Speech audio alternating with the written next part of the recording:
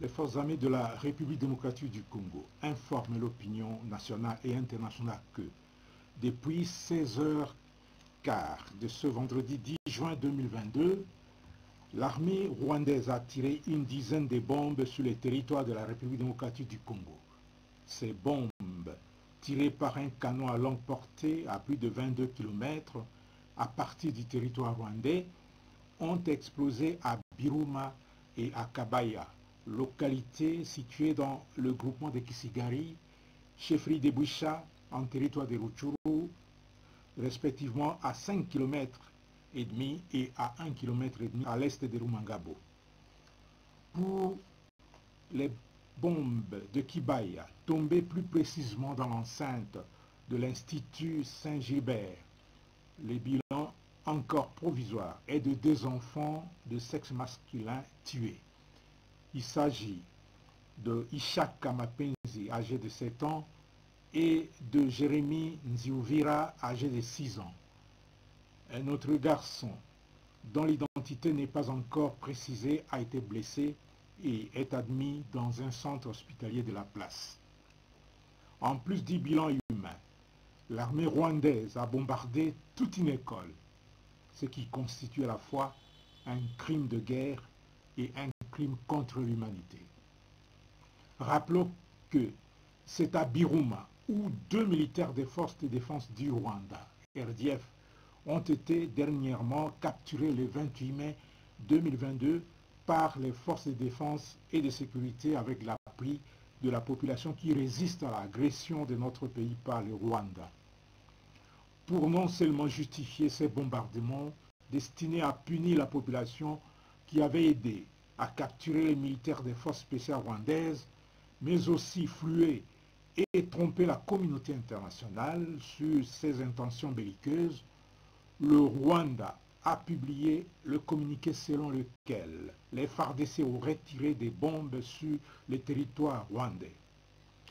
Même stratagème utilisé pour justifier les dernières attaques de Rumangabo et de Kibumba. Habitué à sacrifier ses propres populations, le Rwanda, pour se victimiser et trouver les mobiles pour agresser la RDC, n'a jamais hésité de bombarder son propre territoire pour ensuite tirer des bombes sur le sol congolais. En plus, pour confirmer le soutien de l'armée rwandaise au M23, nous sommes en possession des images de drones attestant l'occupation de Tchanzu et de Runyonyi par les forces de défense du Rwanda RDF. Les forces armées de la République démocratique du Congo, avec l'appui de la MONUSCO, ne sont pas restées les bras croisés face à la cruauté des occupants. Elles continuent à riposter et à se défendre pour sauvegarder l'intégrité du territoire national et protéger les populations congolaises jusqu'au sacrifice suprême. Les forces armées de la République démocratique du Congo exhortent la population de maintenir la vigilance totale et de dénoncer toute présence suspecte. Le jeudi 9 juin 2022, le ministre de la Défense nationale et ancien combattant Gilbert Kabanda Kourenga a présidé la cérémonie marquant la fin de la formation d'une unité spéciale des FARDC. Celle-ci est formée pour les combats en jungle. Nous sommes au centre d'instruction militaire de Kibomango dans la commune de Linsele à Kinshasa. Dans son mot de circonstance, Gilbert Kabanda a salué la coopération militaire entre la France et la RDC dont le fruit est justement cette formation. Il a par la suite appelé les militaires du 2e bataillon spécial de combat en jungle à mettre en pratique toutes les notions apprises durant leur formation. Nous attendons de vous la combativité, l'agressivité et la maîtrise de la force envers l'ennemi. Selon le général français Xavier Mabin, commandant des éléments français au Gabon, ce 2e bataillon a été spécialement formé dans le combat d'infanterie, du tir de combat, du sauvetage au combat et de la lutte contre les engins explosifs. Au terme d'une durée exceptionnelle de 3 mois, ces militaires ont été formés par les éléments français du Gabon, les instructeurs congolais des FARDC ainsi que le 3e régiment des parachutistes d'infanterie marine venus spécialement de France. 3 enfants ont remarqué cet événement. suivants. D'abord la démonstration des exercices du combat corps à corps, tir des différentes armes et le sauvetage au combat par les militaires du 10 bataillon. Ensuite, le ministre de la Défense a remis le fanion de commandement du bataillon au commandant de cette unité par l'entremise du chef d'état-major général des FARDC, représenté par son adjoint en charge des opérations et renseignements et du chef de l'état-major de la force terrestre. Enthousiasmés et visiblement fiers d'intégrer les forces armées de la République démocratique du Congo, les recrues ont de très belles manières défilé devant le ministre de tutelle, l'ambassadeur de France en RDC ainsi que plusieurs autorités civiles et militaires de la République démocratique du Congo.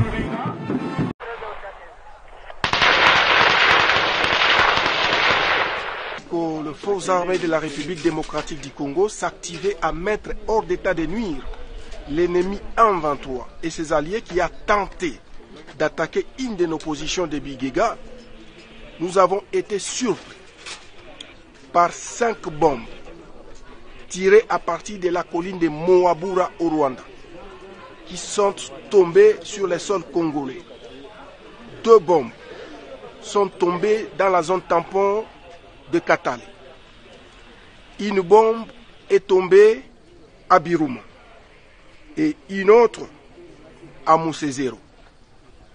Et comme dégâts, nous avons enregistré 2 enfants tués et 1 grièvement blessé, mais aussi une école qui a été totalement endommagée. Mais pour ce qui est de la situation qui a prévalu aujourd'hui, je vous annonce que les forces armées de la République démocratique du Congo viennent de mettre hors d'état de nuire. C'est un civique qui a tenté, n'est-ce pas, d'occuper une de nos positions à Bigega.